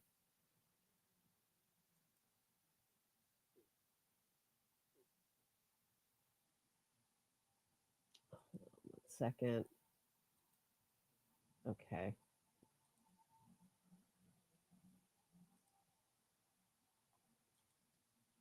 This is from Turtle Boy's page, and the link is in the description of this video. Emails reveal DA spokesperson David Traub as Boston Magazine out to dinner prior to publication of pro-Commonwealth story. And she's also at the Rolling in Canton. Here it is on July 22nd, Rolling in Canton. After the interview, Gretchen and I corresponded several times via text. This is Aiden writing, with questions she had about the case. She attended the Canton Rolling Rally on July 22nd, and although this has now been deemed a criminal event, she was not charged with picketing a witness or witness intimidation. And there's some of it. And so Karen, this is really seems to be from, I believe it's from Karen's. This is Karen's. They're all doing Karen's bidding here. And there's Gretchen Voss right there in the back. There she is again. So when she has 150 redactions in her tapes that she handed over to the Commonwealth for interviews with Karen Reed, I have to wonder, why is she protecting Karen Reed still? Why 150 redactions? And why won't she hand over her notes? Because it seems like, and what good is making a documentary on either side, on the Karen is guilty side when it's going to come out way after Karen Reed is tried? So you guys can read about that there. Just a little bit of interest. There's people on both sides of this who are really just out for themselves and out to make money. I think that Phelps is giving 40% of his, and we can get into your comments. Someone brings that up in a second, but 40% of his earnings from the downloads from his podcast to Aiden Carney. Why? Because Aiden Carney is the one who's going to promote it to the free Karen readers. And if he takes the other side, then he gets the entire community. Because he wants all the money. He wants the entire audience who's interested in Karen Reed. Here's Aiden talking about it on X. Our contract says that I will make 40% of all advertising revenue, which is dependent on downloads, and that I will promote the podcast. This is 34 Fairview, M. William Phelps's podcast. And although I will continue to share the podcast and encourage you to download it, I won't stay silent and sell out. I'm not the kind of guy that you can scare with threats of consequences. Well, that's for sure. Psychopath, my view. And if he thinks he can censor and silence me for a payday, he got the wrong guy. Tonight on the live show, I'll be exposing all of the blatant misinformation that has been shared on the first 3 episodes. I got a feeling he's going to try to void the contract and keep my 40%. Probably. That's usually how innocence fraudsters work. They promise more things than they actually pay out.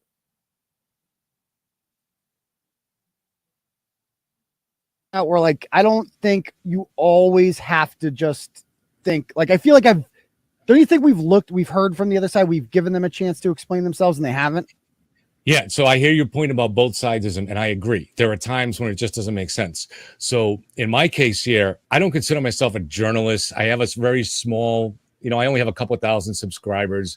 So, so I'm not necessarily playing both sidesism. But the other thing too is that what you were looking at there was a Reddit post that was a response that came in about 8 o'clock in the morning that I expected nobody would read except for that guy who was basically coming after me.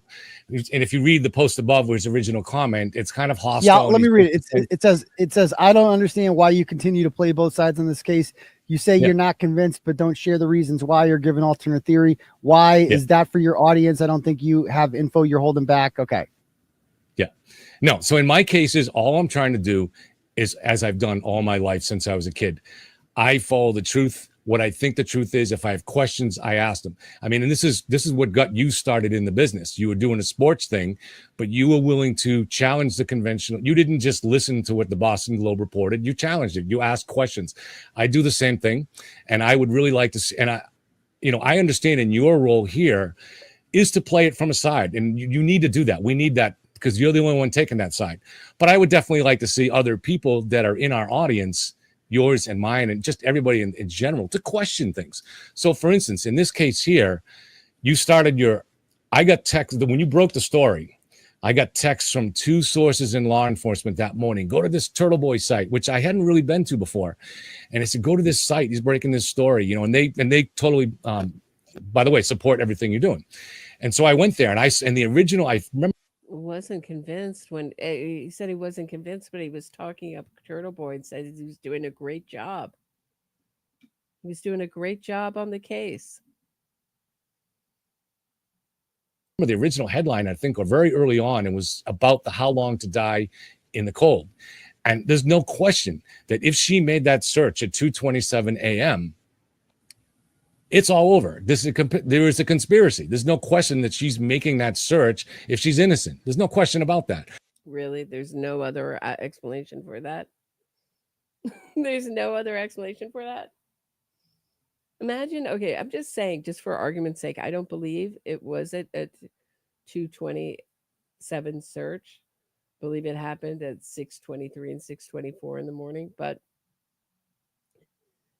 as proved by the Commonwealth's computer expert and the fact that they had to rewrite the computer software for the defense's expert who interpreted it as a 227 time search. There's actually two experts that the Commonwealth had that both proved that. But let's just say, for argument's sake, that the rest of the evidence is the same. Everything we saw, Karen Reed's car going reverse, 24 miles an hour with her foot 75%. I think it's like on the gas pedal, never once touching the brake with her infotainment system.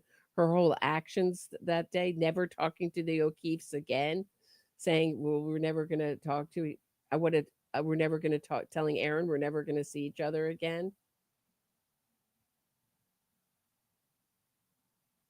I mean, all this behavior, you wouldn't find it sus. You wouldn't think that there might be an alternate story. You wouldn't wait to hear what Jen McCabe had to say as to why she did that search. That would be it, the game over on that one piece of evidence. If you convicted anyone on one piece of evidence, one of the ways that you can tell a BS innocence fraud campaign is when they say the one piece of evidence that the state had against them that convicted this person. People are not convicted on one piece of evidence alone. It's always on the totality of the evidence. We do not bring such a thin case. Oh, well, it's 227. Jen McCabe, we're trying you for John O'Keefe's murder. What did you do? You did a Google search at 227. That's all we have. Try putting that in front of a jury and see how you do. It'd be such a fast acquittal. Sure, any defense attorney would love to But have that. I don't know. I'm not a forensic data analyst. And if I was, I haven't been given that report. All I have is what's been fed to us by the attorneys from one side and the other. And that's it. So I have no way to evaluate it objectively. What's that? So let's talk about that, because I think we both agree, and that's a good starting point, that if the Google search, the 227 Google search happened, it means there's a conspiracy, and it means Karen Reed didn't do this. So that's a good starting point. So but to me, with that, it's like it is like and so let me just read the issues I took with your paragraph here. You said we don't know McCabe searched the 227. Why do you say that? Because we don't know. We have a report from some Jeff Green or Green. I mean, I'm thinking of Richard Green. I'm thinking of Jeff Green from the Celtics, but Richard Green, who I can't vouch for him. I mean, to me, it seems reasonable that he wouldn't want to ruin his reputation by just writing a report that only for the purposes of the defense. So I'm inclined to say he might be. That's what defense experts do. That's what they do. That's what they get paid to do. I don't think they go from one case to the other. And he knew that they had rewritten the software, and he still testified, even knowing Ian Whiffen, who was a really well-established computer expert for the Commonwealth, was going to debunk him. He still testified. He still took Karen Ray's do-re-mi, because that's what these expert witnesses do. This is how they make their living. The money's too good. And it doesn't ruin their reputation going from case to case to case. I mean, don't get me started on Elizabeth Loftus, how long it took her to ruin her reputation. Decades and decades and decades and decades. And even still, when I saw her, even after she testified, she wrote a book called Witness for the Defense. She's a memory expert. And she testified for Ted Bundy, the Night Stalker. Tim Hennis, she undid his conviction. He's now on military death row for the murder of Kathy Eastburn and her babies. So, tons. It wasn't until she started being a defense expert for high profile predators that people had a problem with her, and that she got a negative story written about her in the New Yorker, who will write about wrongfully convicted killers left and right. Don't get me down another rabbit hole. There's a whole another story about the New Yorker and innocence fraud. But they wrote a very damaging piece. But still, she testified for Ghislaine Maxwell. And what I heard from the one juror who spoke doesn't mean it's true. He said that the jury was completely impressed by her. And that they protested her at NYU, but it wasn't until she represented Harvey Weinstein, testified for Bill Cosby and Harvey Weinstein. But when she was testifying for serial killers, nobody had any problem with her. It's really hard to ruin your reputation as one of these defense expert witnesses. And she's had all sorts of resign from the American Psychological Association, still was considered best in her field after that, under she's had controversy after controversy. So it's not like you can just like get proven that you're like a fraud once and lose your reputation, because our media has real issues with powerful Me Too figures, people, predators of that like, because maybe because their victims are alive and can speak up, but have no problem glorifying killers and the people that promote them and protect them. It's just the way our media is.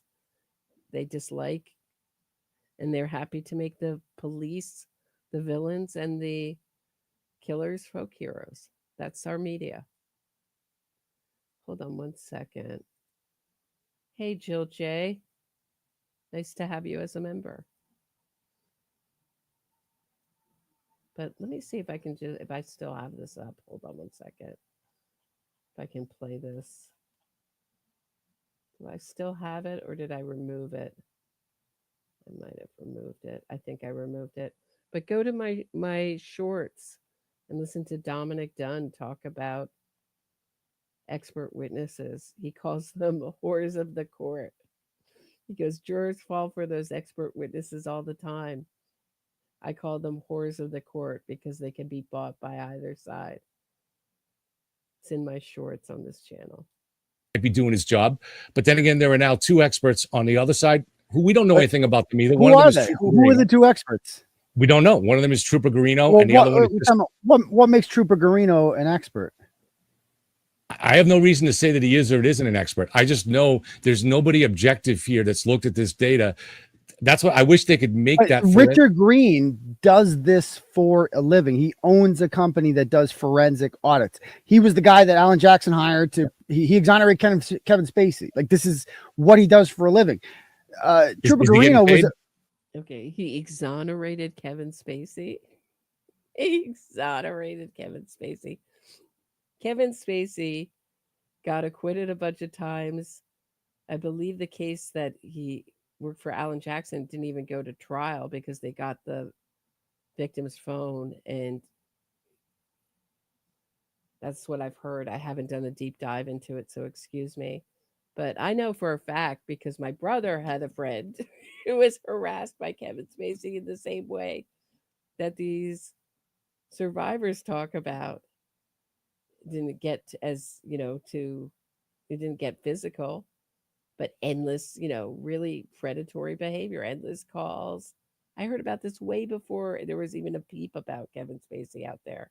So forgive me for not wanting to call Kevin Spacey exonerated. So Aiden Turtleboy Carney is picking up on the language of this movement, which means any acquittal for any reason, charges tossed out, reversed, just, for any reason at all, is in a quote unquote exoneration. Heisenberg, nice to see you. Roberta, her cult are so brainwashed, it's very despicable to witness. Yeah, we're going to look at what makes up, if this really is a cult in a second. Going to look at what makes up a cult. I think some are brainwashed. I think some are just disordered people that will be on Team Criminal no matter what. Either have been in prison themselves, have charges themselves, or their loved ones, want to see someone beat the charges against the big government. And some people just relate to killers, and then some people are truly brainwashed and truly believe she's innocent. It's a whole mismatch of people. Is he getting paid? Have you read his affidavit? Yeah, What and he he's swore getting to? paid by the defense side, and the defense knows how to go shopping for people that will. This is common in every legal case. The defense, any good defense team, and these guys are the best. They know how to go shopping for people that'll support their case. That's all I'm saying. I mean, So does that make sense? It's, if you read his affidavit and what he swore to on there, like he addresses those things, and I guess he could be lying. I guess, but or making a mistake. Like Richard Green has a reputation as a very highly respected person who would never jeopardize his own, this is his livelihood. This is what he does. He's the guy who digs up shit when you delete it. Like that's his specialty.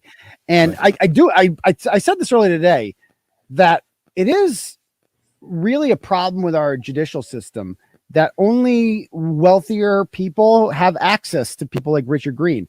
In a truly equal society, every criminal defendant should have access to someone like Richard Green, right? Because in this day and age, if we're going to be using cell phone technology to convict people in court, everyone, like, you should not have to pay extra for this. I assume he cost a decent amount of money because his time is valuable, and he's put a lot of work into this, and he's probably one of the few people in the country that does it this way. So I just feel like, that's another story, but I feel like everyone should have access to that. But also, like I tell you, there's a 92-page affidavit from Richard Green in which he explains all of this. And then, I mean, have you read the prosecution's response to that? I don't have any of the original documents. So this is why I messaged you that if you could somehow put them together. I'd like to see you, if you could maybe get someone on your team to put them on Reddit at some point. So all I'm able to do is read what you put there, which thank God you do, because that's all I have. And I read, especially focus on what you highlight. But if I had the documents, I could highlight things myself. So I'm not saying that's your job, but obviously I'd have to go through. I did one of the blogs a couple months ago where I just put all of the PDFs in one document. It's in the 78-part series. I forget what number it is. Okay, it's in there. It just has all the PDFs. Because, like you said, it would take highlight hours. yourself on our end, is what I'm saying. So, I mean, it'd be great if we actually had the access to the PDFs. If somebody on your team could find a way to put them on Reddit, where other people could have access to them. I hate Reddit so much. I hate it. But the other thing about it is that I'm not sure if you read. So the other woman's name is, first of all, Trooper Garino is not an expert. Like he's a Norwood cop who became a state trooper. He had one swing and a miss. By the way, he was also the cop. And I'm planning on doing a story about this, about the Sandra Birchmore case. Did you follow that as well? No. Sandra Birchmore was a girl. She grew up in Stoughton, the town. All right, I'm going to switch through the Birchmore case, but they took the chance on doing it because the judge had made such positive remarks in the motion on the dog, because the judge said basically the defense has a reasonable theory that he went into the house. So they seized on that and said, all right, let's try to get Proctor on the stand, because then we can really blow this open. But I don't think a judge is normally going to allow that, and the judge got mad. So you're going to eventually hear from all these guys testify, but in trial, But with Garino, you understand that, like, if they are contesting the legitimacy of that Google search, they have to bring Garino on because he's the one that says there was nothing on there, right? So like that's a completely legitimate person to have it on. And they could have had the hearing. She could have said, fine, no Proctor, no Garino. Let's hear from Richard Green. Let's let both sides, who the defense flew up here already. Let's let both sides, like the prosecution is saying that Richard Green is wrong. Isn't it incumbent upon them to question him and show the judge and the court that this guy doesn't know what he's talking about, that he's incorrect? Yeah, I agree. Now, I'm not a lawyer, so I don't know, but I do tend to think that what happens in this case here is the judge maybe was a little, they get pissed. They're very, if you've ever been in court at all for anything, which I know you have, judges can take things very personally. And she didn't like the fact that they were going to put the cops on trial, essentially. And now she overreacted by canceling the evidentiary hearing. I don't think she should have. I mean, Green was there. We should have heard him. Because one of the reasons we should have heard him, because it should have impacted her ruling on whether or not the defense would have access to the data on Albert's phone. And so I hope that data has at least been preserved. I don't know. But, and just one more thing on Garino. Yeah, I mean, I reported this in one of my early videos that you look at this Richard Green, his professional reputation is at stake here. Whereas with Garino, if he's wrong on this, he's got a union job. He's not going to get fired. Nothing's going to happen to him. Yes. So there is that kind of imbalance there. Although but then Lowy introduced another expert. I guess her name is Hyde. I don't think, but anyways. So to me, until you see these guys testify and see see all of them under cross-examination, it's hard to make a determination. Isn't Jessica Hyde contradicting what Nick Garino says? Because she found it. She said there was a 227 search. It's just unclear what it was. Nick Garino came back and it's like, he didn't see anything about any search. Possibly. I mean, but you have to really see them under cross-examination to see what they're really saying. So I don't know. Lally was very clear that she was, now maybe Lally was over interpreting what Hyde said by saying that Trooper Garino was correct, which seemed to be what he was saying in the thing. So, I mean, you chalk it up to it's a little bit suspicious, but stuff goes on like this in trials, and you have to kind of stand back and look at it clearly. How come every other time in every other case? I mean, we had a case the other day, like Brian Walsh, his Google searches, nobody questioned those. Why is it in this case when they find deleted Google searches, it's all of a sudden not legitimate? But in every other case, did you follow the Carly Russell thing? The missing Alabama girl that she Googled a bunch of like Amber, like how much do you get paid for an Amber Alert and all this shit? She faked her own disappearance. She pulled a Jussie, right. And it goes on a lot, right? And like nobody's saying, well, those aren't real. Like, why is this the only case where it's like, well, those aren't real? And if you're going to make the statement and say those aren't real, isn't it incumbent upon you to prove that they're not real? Yeah, absolutely, and that's what's going to happen in the trial. And how come Nick, like, so Hyde said that she was on looking for a basketball thing, right? At 227. Yeah. So how come Garino didn't report that she was looking at basketball at 227? And I don't know. And I actually thought it was Garino that said that, but I don't even. Yeah, I knew. No, Garino was like, no, she was passed out. She was sleeping. Yeah. Nothing came up. So that brings me into my next thing that you posted about here. So let me ask you, why do you assume? So you're saying that we cannot assume the legitimacy of the report about Jen McCabe's searches, but we can for John's phone. Why is John's phone legitimate and Jen's not? Well, I would say that that's the part of John's phone that is still open to interpretation is the health app data, because there seems to be a dispute between the defense and the prosecution about how to interpret that data. And we in the public don't know until somebody unless they put it out in a way that another data analyst that's neutral can look at it. We don't know. But I don't think anybody on either side is disputing that the phone last moved at 12:31, right? No, the phone moved at 12:31, and there was a little confusion about that. I want to get into because I have actually addressed this. So let me read your post here.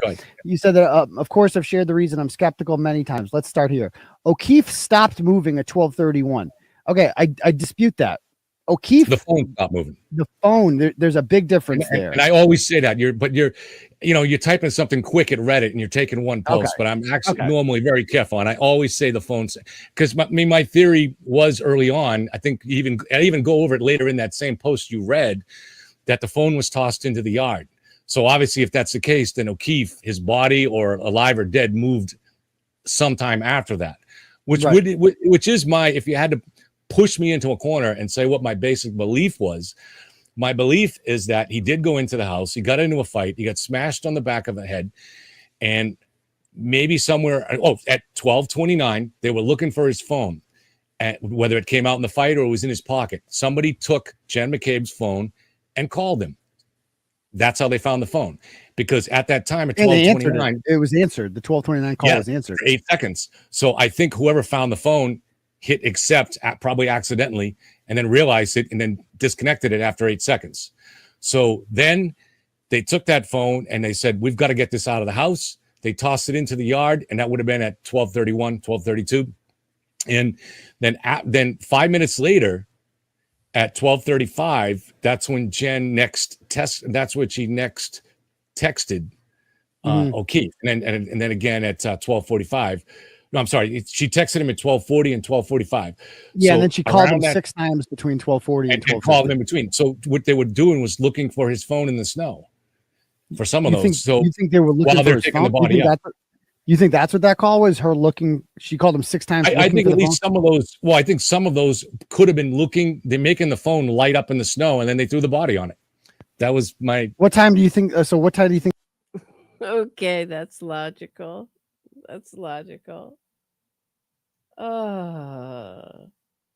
We'll get back to this another day, but that'll give you a flavor of how that went. I mean, maybe 2 more minutes. This is just getting so ridiculous. Yeah, it lit up under the phone. They just threw the body on it because that's where you want to throw it, right in your front yard. Especially if you're a police officer and you understand how investigations work. The body was put out there. Well, see, to me, that would make sense that the body would have to go out right when they waited till Karen left. And when they saw her drive off, they brought the body out. But I don't know if that fits the data too, where where his body was not frozen. I don't think I think his core temperature was maybe in the 80s still when they found him. So I don't know. I don't think, in my opinion, I do not think that he was put out there that early. I initially did, but the more I think about it, that doesn't make sense. First of all, you're taking way too much of a gamble. Keep in mind, people were still rolling up to that house. Ryan Nagel rolled up to that house right after Karen Reed, right? What if somebody else rolls up to that house at 12:45 and there's a body? They can't. Right. They gotta wait till the snow is in full effect. The bombshells coming out soon will be Heisenberg. Nice to see you. The bombshells coming out soon will drive a big hole in the conspiracy BS narrative. Yeah, especially if they get all the car data, and it seems, my view of it seems like Brennan knows every sleazy defense trick and is onto it and is asking for a lot of discovery. And I was talking to a friend who had a really interesting take on the last hearing. She said, it appears to me that Brennan's doing very much like what Yannetti was doing, talking to the audience and saying, look, I'm sharing everything with the defense. And giving kind of a talking to both sides. Like everything that I get I'm giving to the defense, and even the ridiculous emails. So if you're emailing me with ridiculous theories that I don't agree with, A, they're going to the defense, and B, just want you to know I don't agree with them.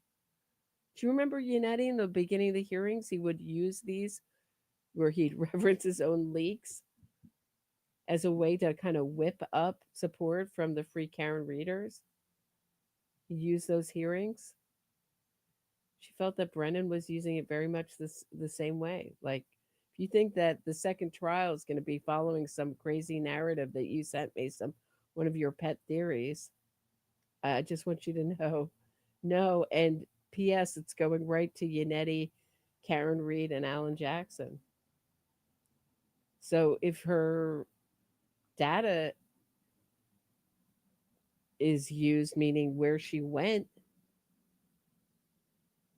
I don't think you can deny it. If they show exactly where she was when she's going 24 miles an hour in reverse and exactly what time, it's going to be hard to deny it. I thought, it's anyone's guess how it would have turned out the first time had we had a fair jury. That's my theory.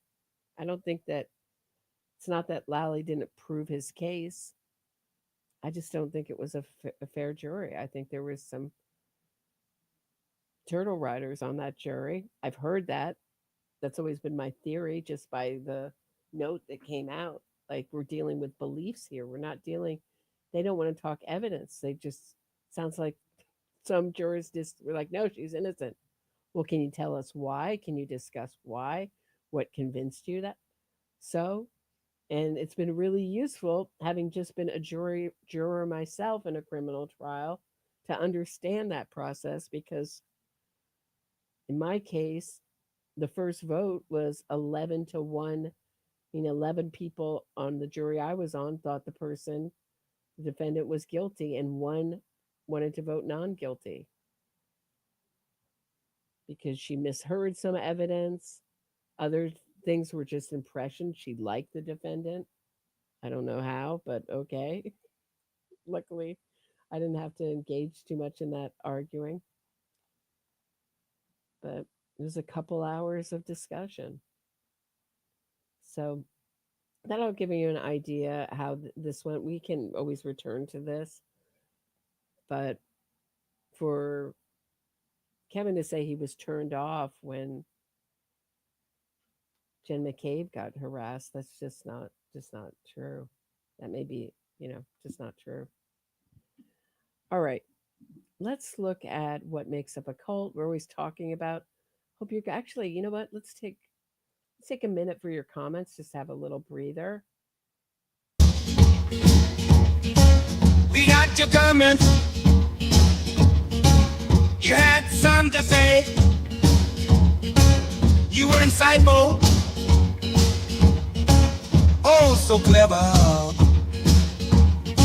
So Roberta's going to read your comments. Hey, Roberta, read those comments.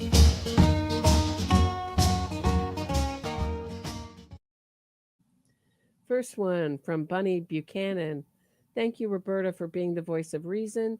Ian Carney, Karen Reed, and their cult of adults are so vile and disturbing. Nice alliteration there, Bunny.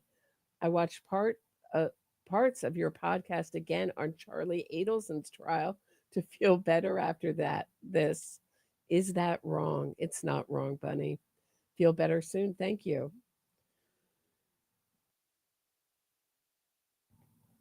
Well, this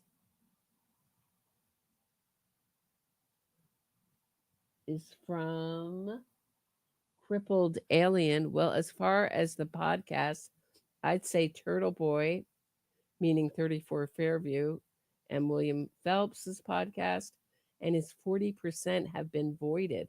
Phelps absolutely used him as a focus for this case, not as a focus, as a, I guess you could argue asking him for Proctor's text messages, etc. I wouldn't say it's a focus. I would call it a PR mouthpiece. However, not in the way he was assuming. This would be a nothing burger, simple DUI hit and run case. Through this fool, she was able to create a mob of people to support her innocence fraud campaign. Agree with you there. I believe Phelps is highlighting this as we go. I haven't heard this. I've heard him say she's not a psychopath. I've heard lots of kind of odd statements with real no support. The ridiculous explanations he gives are truly absurd.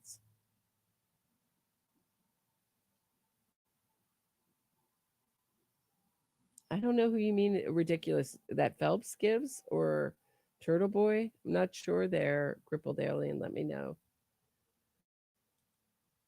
Barb 441-7 says, I'm starting a movement to get Karen Reed nominated as the head of Homeland Security.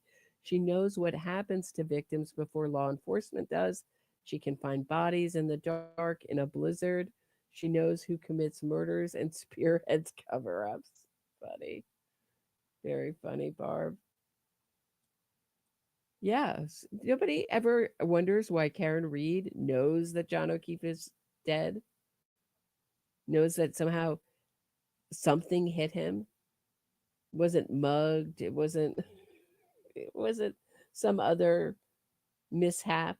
It could only happen with a vehicle and him on foot. Isn't that amazing? Karen Reed's clairvoyance. Karen Reed's clairvoyance. All right, so this is Rick Ross, not the rapper. It's Rick Allen Ross, who has been fighting cults and educating people about cults for decades.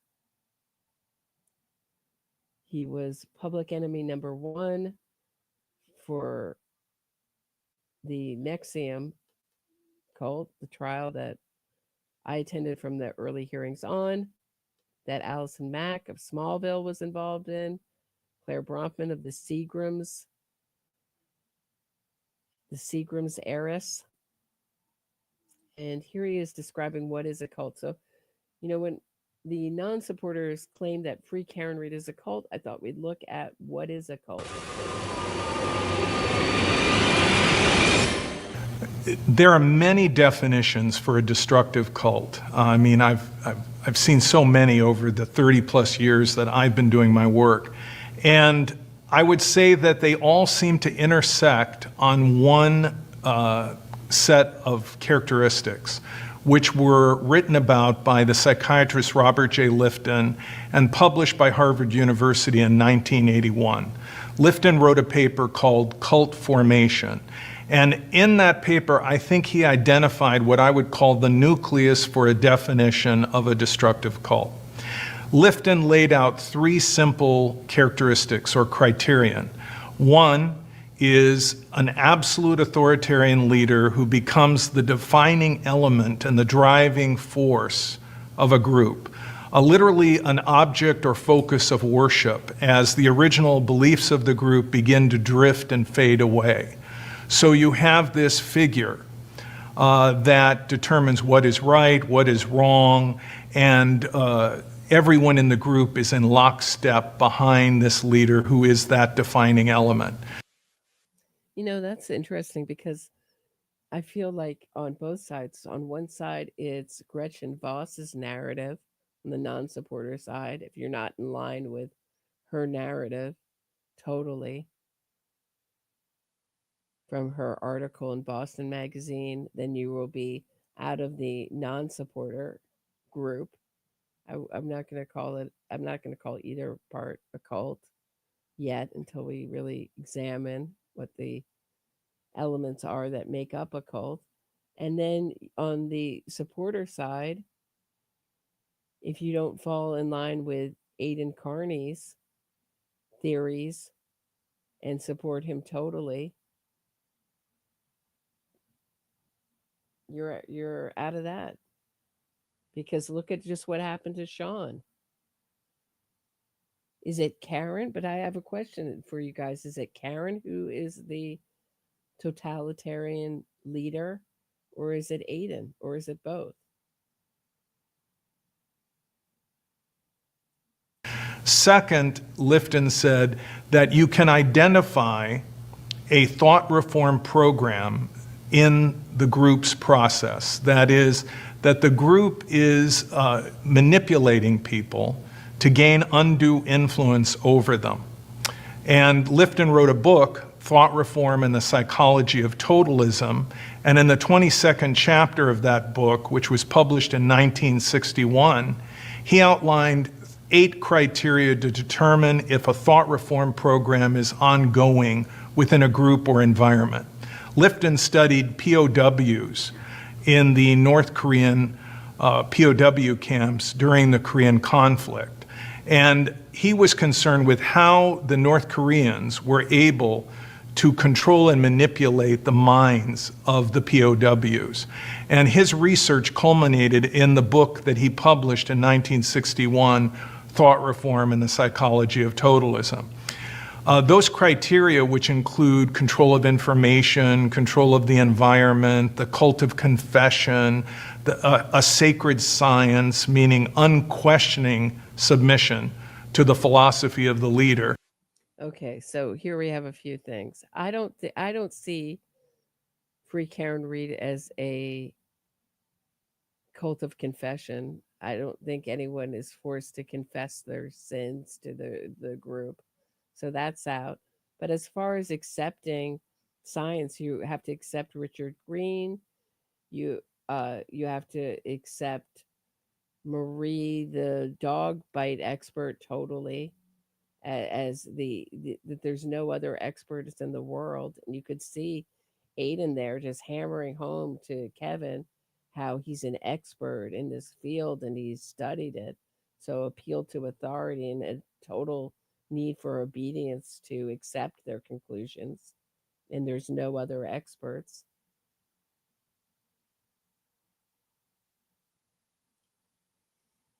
Did I miss any? Did I miss any in there? That became the criteria to understand whether or not thought reform is evident in a particular group or organization. Right. They all have to repeat the same talking points. They all have to buy the house Google house long to die in the cold t-shirts. They don't all have to buy them. They have to buy the idea that search was done at 227, that Jen McCabe and are all criminals and in on a conspiracy. It's us versus them, right? Us versus standing up to corruption.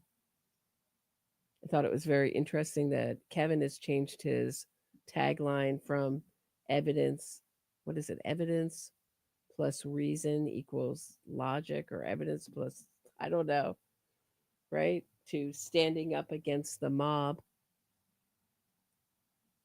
So if you're joining him, you're crusading against the mob. You're doing good. If you accept his opinion totally. And Aiden Carney is exposing corruption and fighting cop killers, right? So appealing to people's want and need to do good and appealing to people's need for community. And so that would be number two, the existence of a thought reform program. Number three, if we are to think of the group as a destructive cult, the group would be doing something to harm people or exploit people. And this varies in groups by degree. For example, not all groups are going to stockpile weapons, have a compound, or sexually abuse members, or deny medical care, all of which does occur in some groups. But each group has its own degree of destructiveness, in my experience. So one group may exploit people simply on the basis of finances. Another leader of a group may exploit. Bingo here. I mean, I really believe that they're making a fortune. One point, Aiden Carney was telling people he's making $50,000 a month. And hundreds of thousands of dollars has been raised for Karen Reed. She claims she's $5 million in debt. I don't believe it. She's certainly not skimping on getting her hair done and highlighted, et cetera, et cetera. People may abuse children. So there are gradations of destructiveness from group to group, which vary by degree. But you look. So as a child of an activist parents who brought their children to to rallies. I would say bringing your child to meet Karen Reed, an accused killer, is a kind of abuse. Taking your children to these rallies, making them hold signs, indoctrinating them into this position, I would say so. For those three primary characteristics, one, an absolute authoritarian leader that is the defining element and driving force of the group. Two, the existence of a thought reform program to break people down, to break down independent and critical thinking and gender dependency and gain undue influence. And then finally, number three. I would argue that you could look at all these podcasts as thought reform, tell you how to think. There's one clip of Aiden saying, don't think, just when I tell you what it is, just believe me. That's the way it is. But ultimately, they all have to toe the line to Karen, which she wants them to do. She's telling them, I would say she just as much as Aiden, even more so than Aiden, is the leader. And if she's been accused, if she's really behind this rolling rally, look up the license plates. They're really just doing her bidding. And what I've learned about cult leaders is they do very little. Keith Raniere of the NXIVM cult had held no money. He owned nothing. So everything was done for him. Ditto Larry Ray. His accounts were held in other names, et cetera, et cetera. And his flying monkeys did his bidding for him. So when they're asking Jen McCabe, do you think you can outsmart Karen Reed? Aiden he's doing Karen Reed's bidding. So I disagree with Kevin. I think that they do need to be exposed. And their behavior needs to have the disinfectant of sunlight. I don't think it helps anyone to let them continue their abusive behavior under aliases, which is why I object so much to Kevin continually and knowingly lying about me and saying that I am running an entire other outfit under another name, account, and alias. The culmination of 1 and 2 is the ability to exploit and do harm to people, which is then evidenced either by financial exploitation, physical abuse, or some other form of harm. You take those three characteristics, and I don't care whether the group says we're religious, we're science, we're political, we're therapy, those three characteristics become the unifying nucleus to define a destructive cult, regardless of what the group says it believes. Finally, it's not what the group says it believes, it's how the group behaves that determines whether or not it is a destructive cult. Groups that... Right. Remember, Scientology calls itself a religion.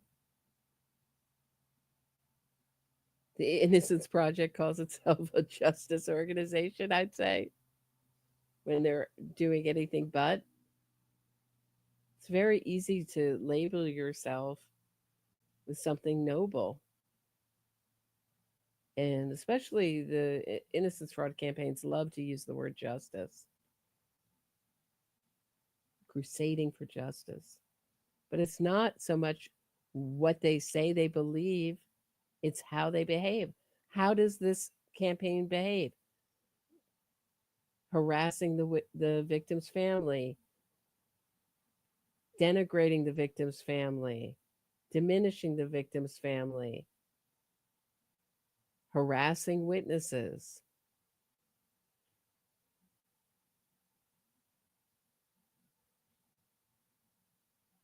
going after anyone who says that Karen Reed is guilty viciously, getting them fired from have their been jobs. called destructive cults can be religious. They can also be political. They can be a therapy, an exercise, a martial arts group. I've encountered groups that were based on running. Again, the three characteristics are what you look for. So the group may be religious, it may be a commercial enterprise with multi-level marketing, it may be a weekend large group awareness training, seminar, self-help guru thing. Whatever it is, you look beyond the facade and you look for these three primary characteristics that define a destructive cult, because groups can come in many incarnations with many facades. Okay. Did you guys hear that? I would love to know what the running cult was. It's like, yeah, there was a cult around running, the jogging cult. I just joined to get physically fit, and then I ended up in a cult. All right, that's what I have for today, guys. Just to summarize, I'm not sure that more witness harassment charges are coming or convictions. It's really up to everyone to keep our eye on the prize and the facts here. This is not a done deal. Psychopaths like Aidan Carney and Karen Reed are very good at thinking criminally and getting away with things. Just a word to the wise, I would encourage everyone to act smarter, keep their cards close to their vest. And I will see you tomorrow at 6 p.m. Eastern. Have a terrific night, everybody.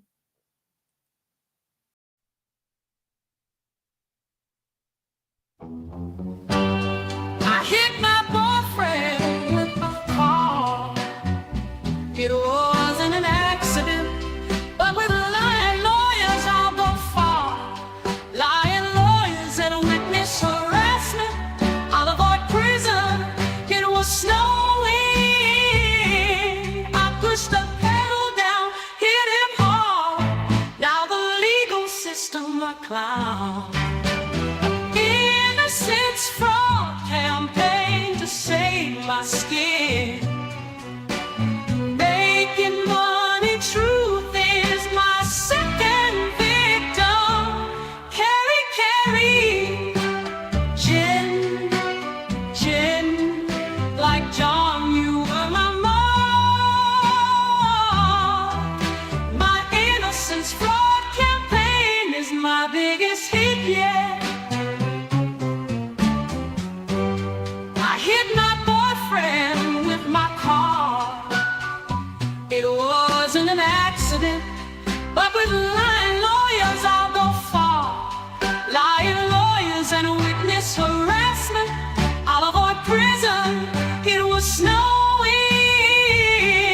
I pushed the pedal down, hit him hard. Now the legal system a clown.